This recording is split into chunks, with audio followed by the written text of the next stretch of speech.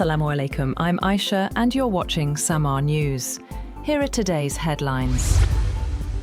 Chief of Defence Forces Field Marshal Asim Munir has said that Pakistan stands united like a Bunyan-um Marsoos against all internal and external threats. Chairing the Corps Commanders Conference, the Field Marshal reaffirmed the military's commitment to counter-terror operations and rejected Afghan allegations against Pakistan. The military's top brass also stressed restraint and stability across the region. U.S. Defense Secretary Pete Hegseth has said that the ceasefire with Iran is still holding, despite fresh exchanges of fire in the Gulf and attacks on commercial vessels. During a briefing at the Pentagon, he said that Project Freedom mission in the Strait of Hormuz is temporary and purely defensive, and that Washington doesn't want to pick a fight. Speaking on the occasion, Joint Chiefs Chairman General Dan Kane said the decision to resume war with Iran would ultimately be a political one. He said that recent Iranian attacks in the Gulf remain below the threshold for restarting major combat operations and described Tehran's actions as low-level harassment. The United Arab Emirates has restricted its airspace following Iranian missile and drone activity in the region. Authorities say flights are now limited to approved routes, with emergency security protocols activated after air defenses intercepted incoming threats. Several flights were diverted or delayed as officials moved to secure the country's airspace amid rising tensions. Prime Minister Shehbaz Sharif has expressed strong support for the United Arab Emirates following reported missile and drone attacks. Sharif condemned the strikes on civilian infrastructure and reaffirmed Pakistan's solidarity with the UAE leadership and its people. He also stressed the importance of upholding the ceasefire to create space for dialogue and long-term regional stability.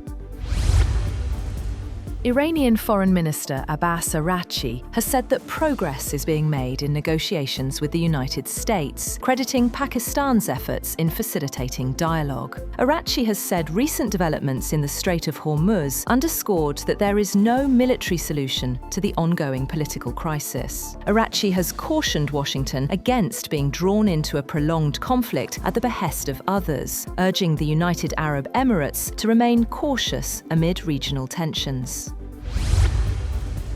The Saudi Arabia's Ministry of Foreign Affairs has expressed deep concern over rising regional tensions, urging all parties to de-escalate, avoid confrontation, and exercise restraint. In a statement, the ministry has said it fully supports Pakistan's mediation and diplomatic efforts to reach a political solution, warning that the current situation threatens regional stability and broader global security.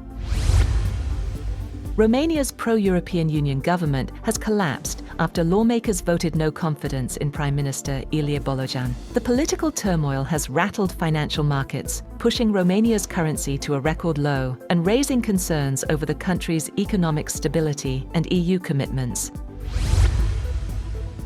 US Secretary of State Marco Rubio is set to hold talks with Pope Leo, with officials describing the meeting as a frank dialogue on key policy issues. The US ambassador to the Holy See said the discussions will focus on addressing differences through open and constructive engagement. The meeting comes as Washington seeks to navigate complex global challenges through diplomatic channels. At least 21 people were killed and 61 injured after an explosion ripped through a fireworks plant in central China, authorities said. Nearly 500 rescuers were deployed to the scene to search for missing workers and assist the injured. Officials have launched an investigation to determine the cause of the blast. The World Health Organization has said that human-to-human transmission cannot be ruled out in a hantavirus outbreak aboard a cruise ship off West Africa. 3 people have died, 7 have fallen ill, and health officials are now preparing medical evacuations as passengers remain isolated on board.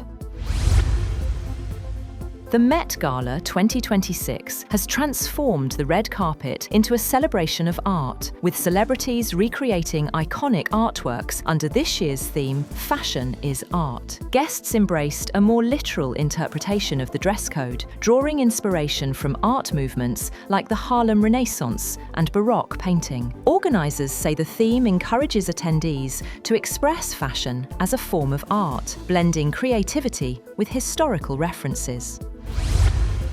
That's all for now. For more updates, visit www.samaa.tv. Thank you for watching Samaa News.